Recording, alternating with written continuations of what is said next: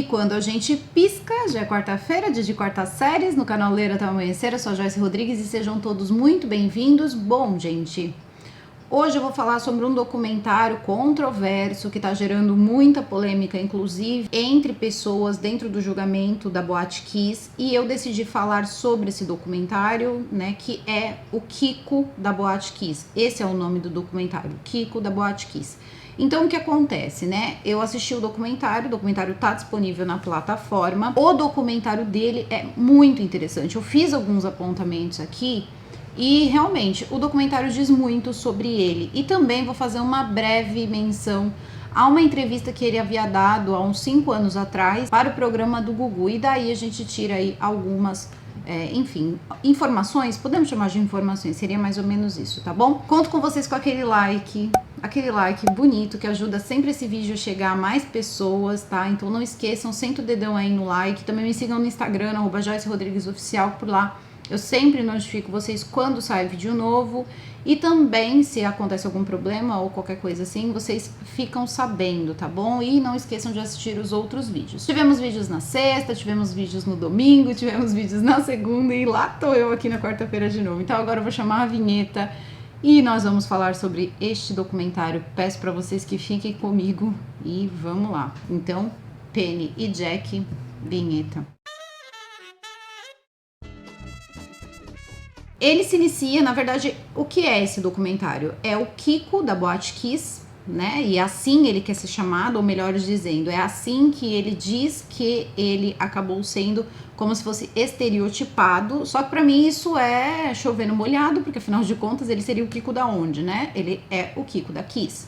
Então ele está com o advogado dele, Dr. Jader, tá? Que é muito presente durante o julgamento, né? Normalmente fica bastante tempo ali com as vítimas. E aí, principalmente com as vítimas, né? E aí, o que me vem à cabeça, principalmente no início, o documentário se inicia com ele saindo de Santa Catarina e dizendo que é 250 e poucos quilômetros, quase 260 quilômetros até Santa Maria. Então, ele estaria voltando de Santa Catarina para Santa Maria, fazendo ali uma retrospectiva de toda a vida dele, de todas as coisas que aconteceram na vida dele. Então... vai ser falado sobre a infância, como ele era um menino travesso, né? Tem também algumas partes da mãe, e a mãe depois eu vou deixar pro final, tá bom? Porque vamos focar aqui, porque a mãe é uma outra história e aí eu acho até apelativo demais, mas vamos lá. Ele vai contando pro Jader tudo o que aconteceu então na vida dele, desde que praticamente ele nasceu, como foi a concepção dele. A mãe dele teria dado uma namorada, ele teria, né? Então, ali nascido, e o pai dele parece que era um cara de posses, isso também a gente fica sabendo, o pai dele parece que era um empresário e tal, o nome nunca vem à tona, né? Parece que as pessoas da associação de pais sabem, mas todo mundo sabe aí que o cara parece que tinha aí uma grana, mas a mãe dele criava as crianças ali, tanto ele quanto a irmã dele, com muita dificuldade. Ele vai crescendo e ele vai afirmando o documentário todo, né? Primeiro ele afirma: eu sempre fui um vendedor. E isso é uma informação bem importante, porque quando eu assisti o documentário, a sensação que eu tive é que alguém estava tentando me convencer de comprar um produto. E era justamente essa, na minha visão, a ideia desse documentário.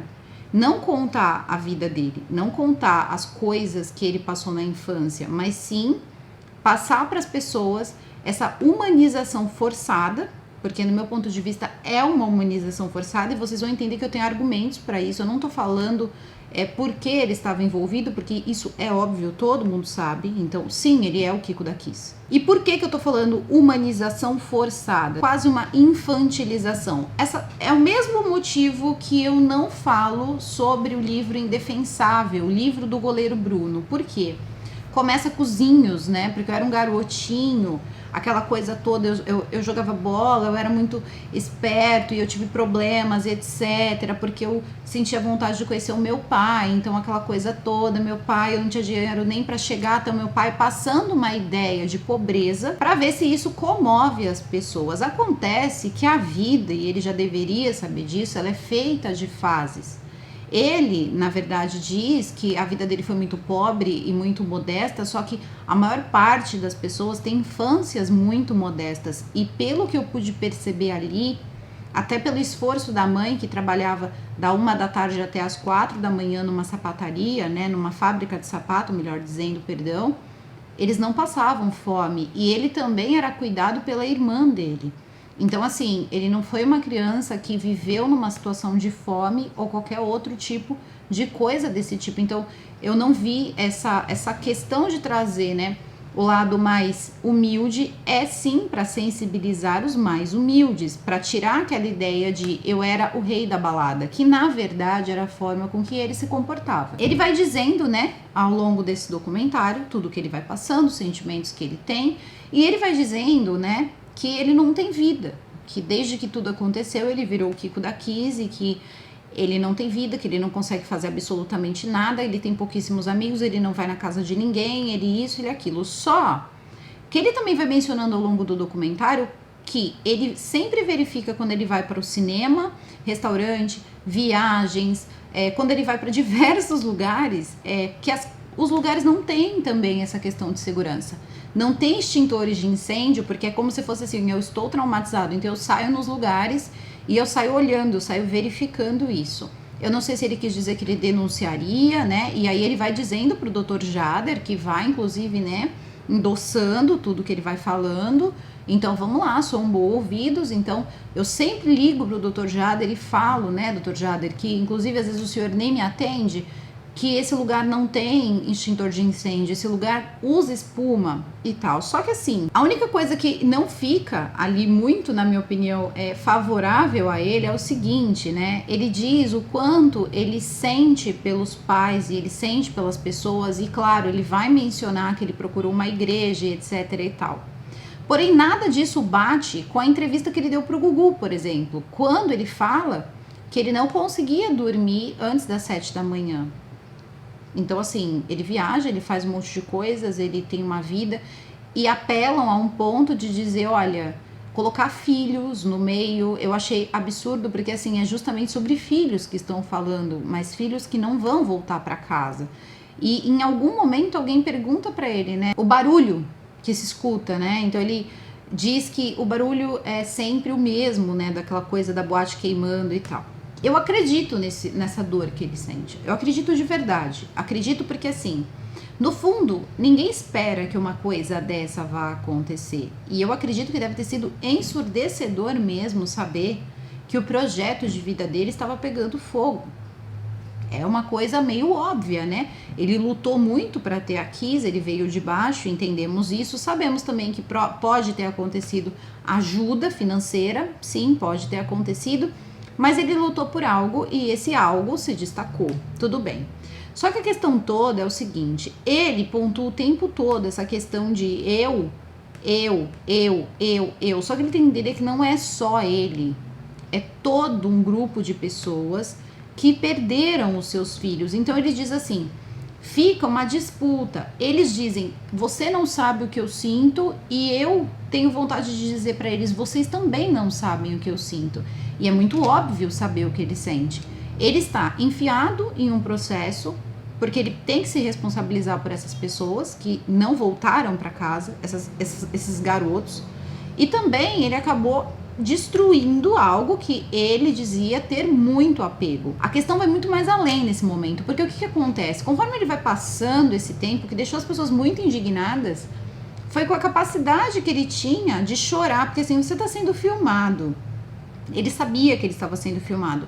Você chorar em uma entrevista porque você não sabe qual é a pergunta que vai se seguir é muito normal. Você fazer isso com câmeras ligadas para você, isso tá parecendo o desabafo de pessoas assim. Sabe quando o povo vai pro muro da lamentação?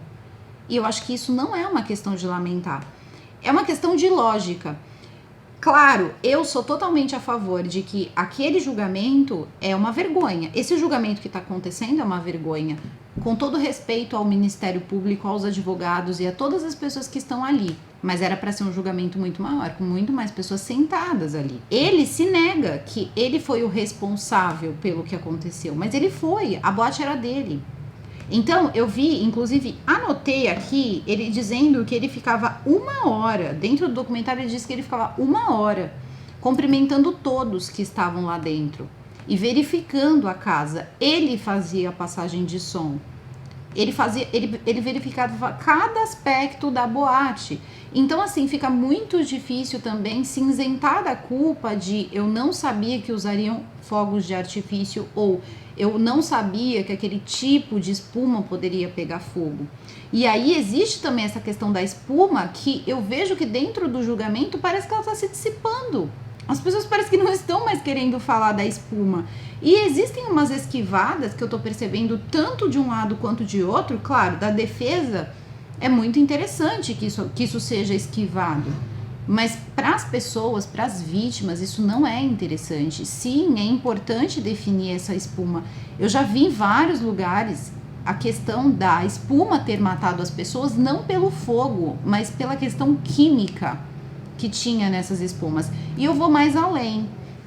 Essa questão de dizer que não existe momentos onde o ar-condicionado de uma boate ele é reduzido para consumo no bar é balela.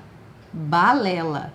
Todos os lugares, todas as boates, elas funcionam dessa forma, das mais baratas às mais caras. Eu estou dizendo caras mesmo, tá bom? Eu lembro de um dono de uma boate daqui bem conhecida que tem aqui, né, na Baixada Santista.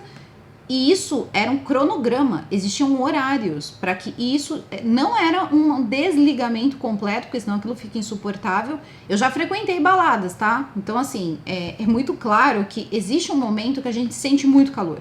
Muito calor. Eu queria que vocês colocassem aqui, se vocês nunca sentiram isso, que existem momentos que, independente da quantidade de pessoas, parece que fica muito quente. E aí, qual é a ideia disso? Você não apenas sente vontade de beber, como a ideia é fazer com que, conforme você acabe suando, você acaba dissipando um pouco do álcool que você já tem no corpo. Então você se sente com mais sede e menos bêbado. E aí você vai lá e você consome mais. Então isso sim é uma ideia que é passada para praticamente todos os donos de boate como uma forma de fazer com que o lugar renda mais dinheiro. Por quê? Numa boate, gente, numa balada, o que rende dinheiro é o bar. Sempre vai ser o bar. Então, o que vai acontecer? A atração importa? Claro que importa. Faz com que as pessoas permaneçam no lugar. Mas o bar tem que estar funcionando. Então, são diversas coisas. Então, quando eles querem acalmar o pessoal, eles vão lá e aumentam o ar-condicionado. Principalmente no final. No final da balada é sempre muito frio. Porque é para as pessoas irem embora. É como ligar as luzes. Então, tudo isso são esquemas que acontecem dentro de baladas. E para as baladas faturarem, elas precisam disso. Tão ridículo quanto negar que tinham, por exemplo, extintores de incêndio dentro daquela balada. Não tinha. Tinha um extintor de incêndio, pelo que eles olharam, perto do palco. E 4 extintores de incêndio que apareceram sem fuligem. Então, assim, como pode? Não dava para se reconhecer rostos de pessoas e os extintores de incêndio estavam limpos. Isso não tem muita lógica. E também são coisas que, pelo menos até agora, eu não vi as pessoas questionarem. Aí a gente vai descobrindo mais coisa. Por exemplo, né? Eu fui vendo aqui, aí eu fui na entrevista do Gugu, porque foi bem importante. Eu vou falar já da mãe dele, tá? Então, assim, são coisas que não batem novamente. Quando ele chega no Gugu, ele fala a mesma coisa, que ele teve que sair fugido de Santa Maria. Ele ficou preso 3 meses e depois ele sai fugido de Santa Maria e vai, parece que para Santa Catarina. A esposa dele estaria grávida, né, nesse período, então ele fala isso no documentário também, que a esposa dele estava grávida, estava dentro da boate. E com a esposa grávida dentro da boate, parece que isso vai fazer com que diminua em algum ponto a questão de a boate estar funcionando de forma regular ou irregular. E não quer dizer nada, só quer dizer que eu não acredito que ele saiu de casa imaginando que a boate pegaria fogo.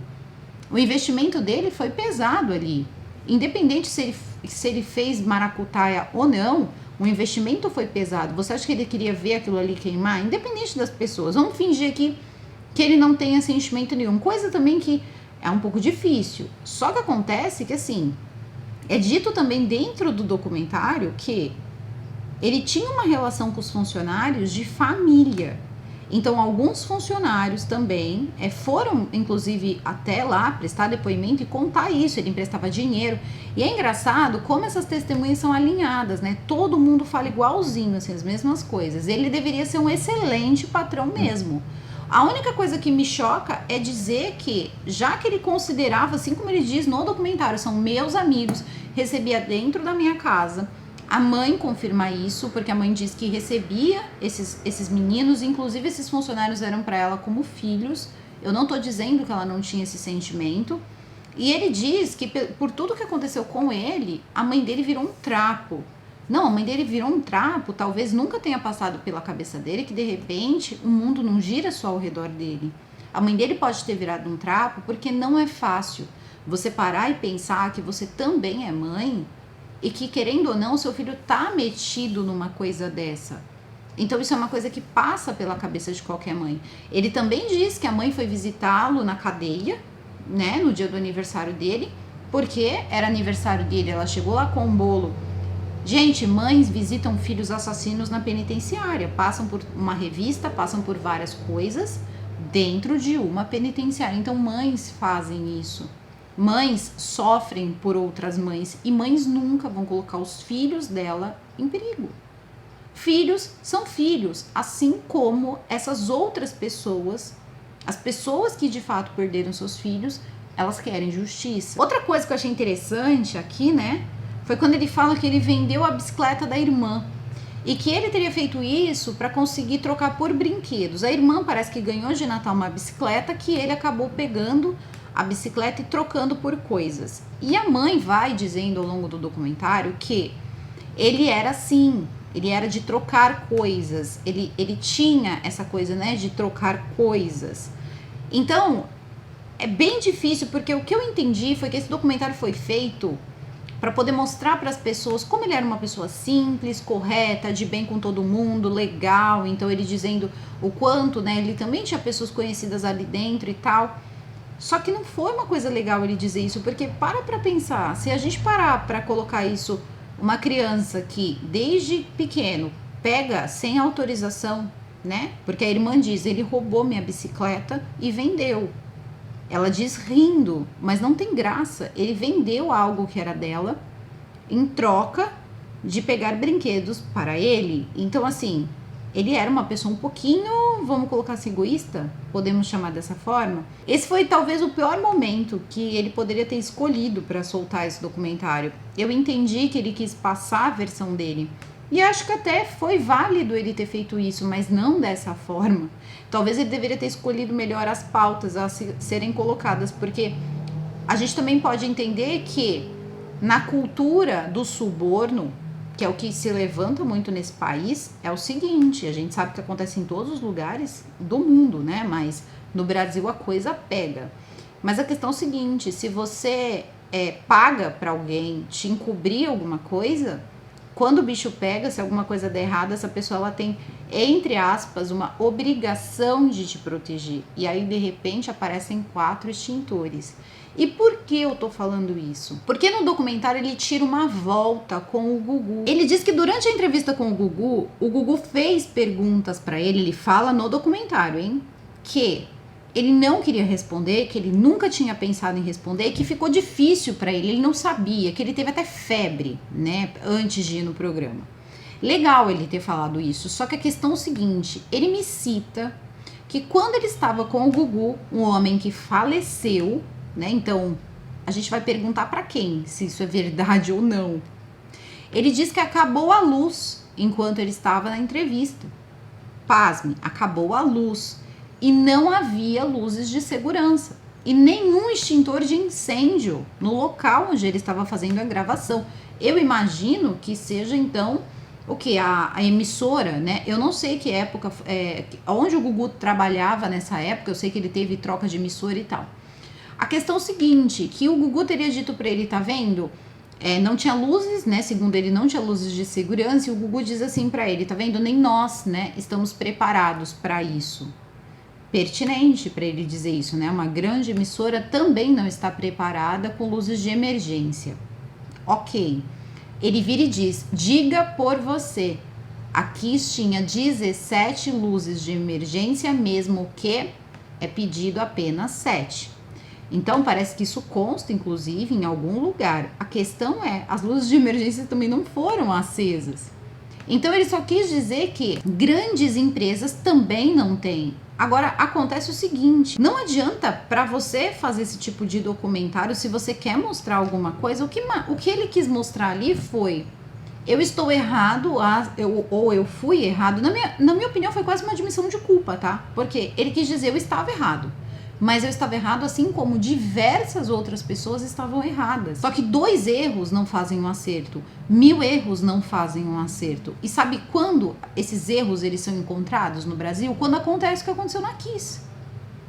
Então, infelizmente, ali é verdade, pode ser real isso. Isso é real. Existem diversos lugares funcionando assim.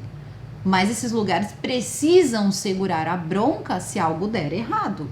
Agora, num ambiente onde você tem jovens, bebedeira, utilização de substâncias ilícitas como em qualquer boate, de qualquer nível social, porque não é só filho de pobre que faz utilização de substâncias ilícitas, então sim, é em qualquer tipo de boate. Você pode ter briga, você pode ter todo tipo de incidente. E aí você vem com esse papo de que você olha tudo, de que você olhava, porque a Kiss era a vida dele. Kiss era a vida dele. Eu vi ele prestar mais esclarecimento sobre tudo que ele fazia dentro da Kiss do que mostrar um pouco de humanidade, porque a mulher grávida dele estava dentro da boate. Só que em menos de 40 segundos, pelo que o próprio sobrinho dele disse, estava todo mundo lá fora, sobrinho, mulher. Então, assim, será que não tinha mesmo como ter facilitado essa saída? E outra coisa, tá? Ele fala, inclusive, na entrevista, que teriam dito que ele segurou a porta. E sim, é normal. Isso acontece porque às vezes acontece em festas e as pessoas começam uma grande confusão. E os seguranças, eles estão lá para pararem a confusão e não para abrir a porta e deixar a revoada sair sem pagar. O dono da boate não vai instruir o segurança a fazer isso. Tanto que o segurança da boate Kiss, ele faleceu há pouco tempo de Covid-19. Ele se chamava, eu não sei como era o nome dele de fato, eu sei que o apelido dele era Baby.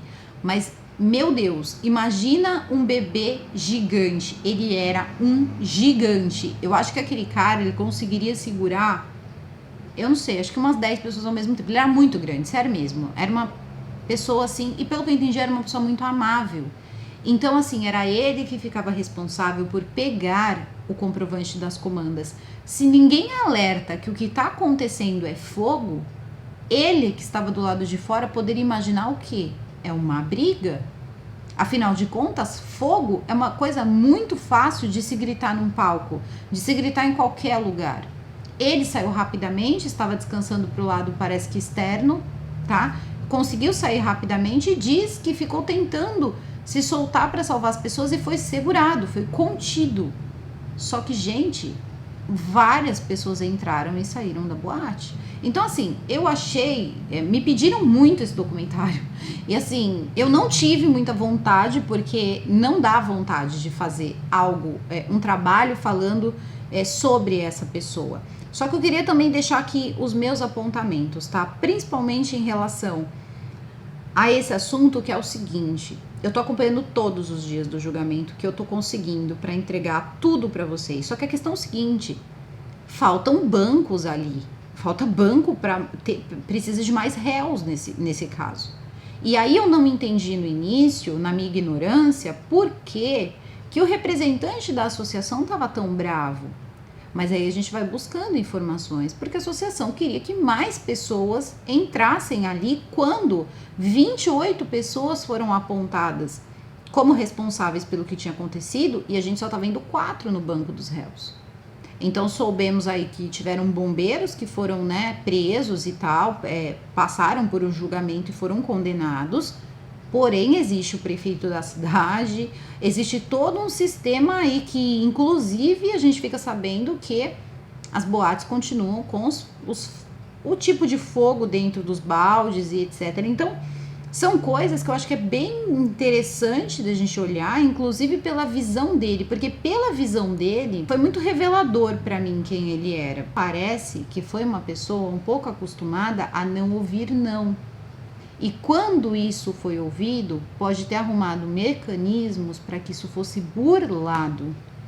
Estou usando a palavra burlado. Agora eu vou fazer minhas palavras de uma das vítimas que diz o seguinte: ele deveria ter usado essa gasolina para ir até Santa Maria para saber se as pessoas precisavam de alguma coisa. Porque assim como ele fala durante o documentário, são 260 quilômetros.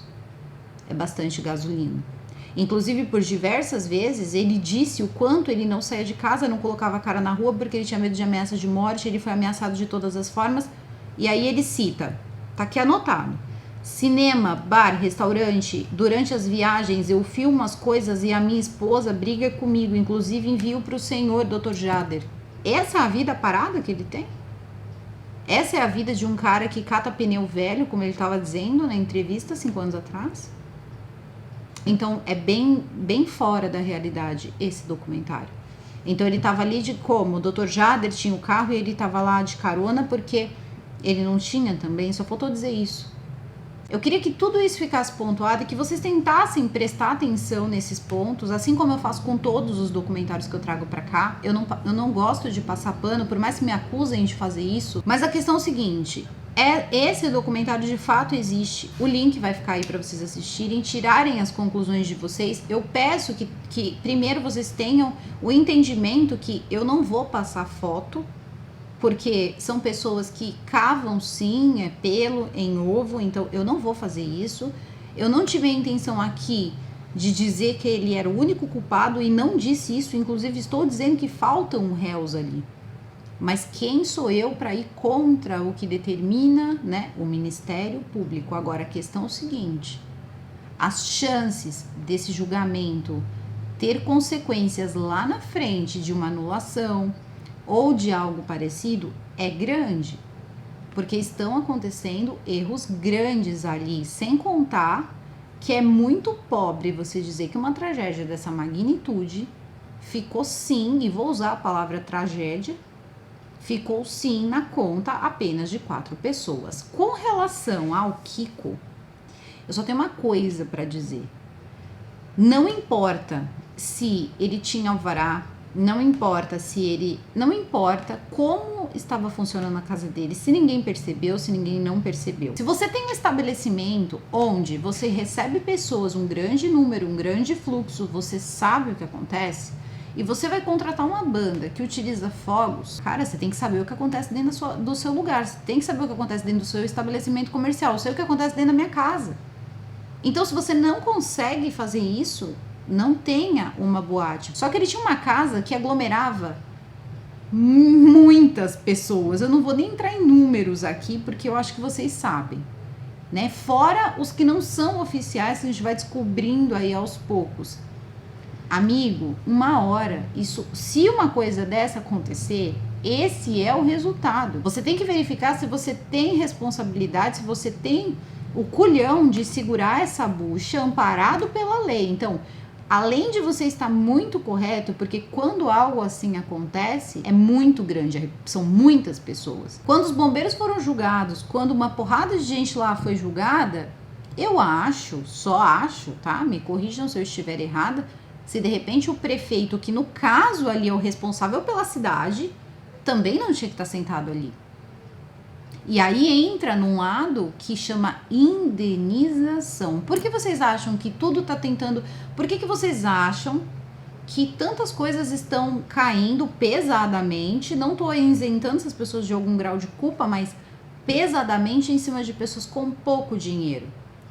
Porque provavelmente vai ser, assim, muitas indenizações. E quando você joga para uma pessoa que não tem dinheiro, aí fica a pergunta, também não sei responder. Se vocês souberem, coloquem aqui nos comentários para mim. Se você tem funcionários que você considera sua família, que você recebe na sua casa e que você ama, depois de algo como esse, né, essa tragédia, por que você não pagou os direitos trabalhistas dela? Essas pessoas não receberam os direitos trabalhistas até hoje.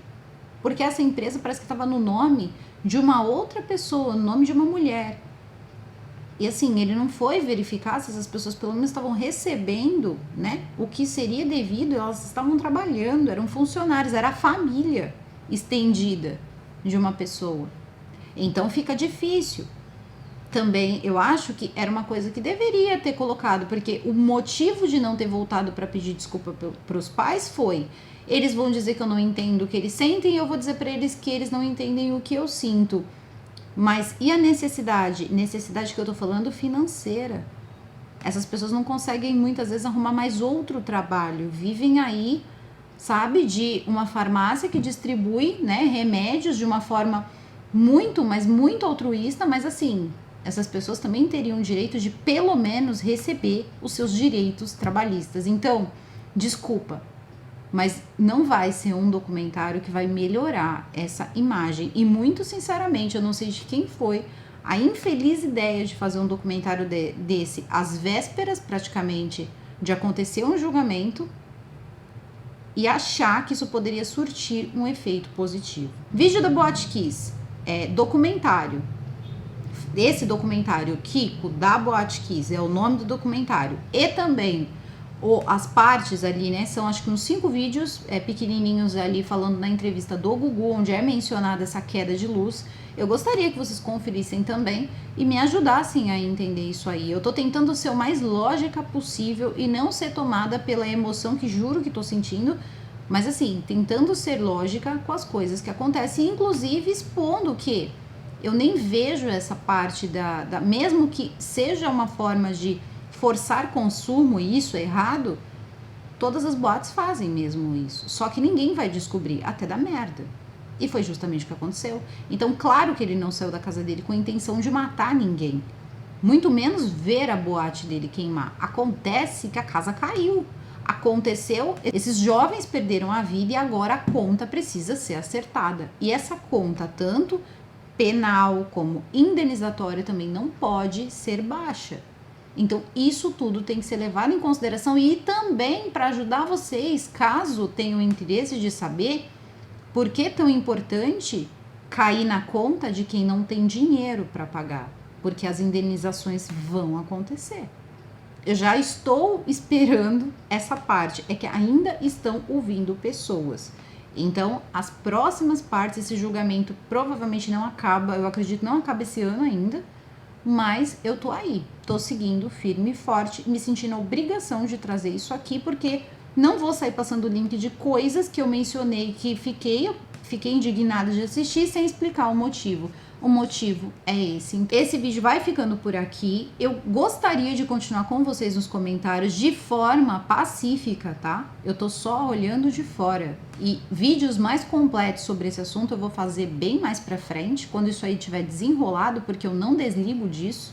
E também gostaria de deixar isso aqui pelo menos pontuado para vocês prestarem atenção nisso e terem também a opinião de vocês, tá? Não pensarem que tá sendo feita uma justiça completa. Não, tá se trabalhando com o que se tem, tá? Porque foram 28 pessoas ali colocadas como réus e tem 4 sentados nesse julgamento.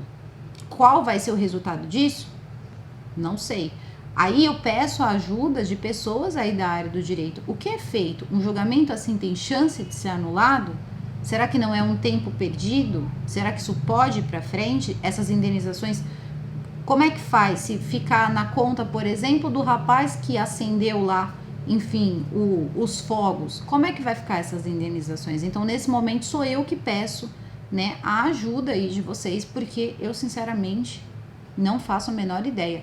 E quem concorda que, bom, partindo do princípio que se você está no comando, você paga a conta, tem mais gente também ali faltando, como por exemplo o prefeito da cidade, que tudo isso aconteceu e o prefeito teria que ter noção e saber como também funciona a casa dele, que seria a cidade de Santa Maria, assim como o Kiko tem que arcar com o que acontecia dentro da casa Boate Kiss. Então, seria mais ou menos isso que eu gostaria de falar. Não que ele não teria que ser réu, mas que mais réus deveriam estar sentados ali. Espero que vocês tenham entendido, tenham esclarecido. Acompanhem aqui embaixo os links que eu vou deixar para vocês. Eu desejo a todos um excelente meio de semana. Nós nos vemos na sexta-feira. Um super beijo e até o próximo vídeo.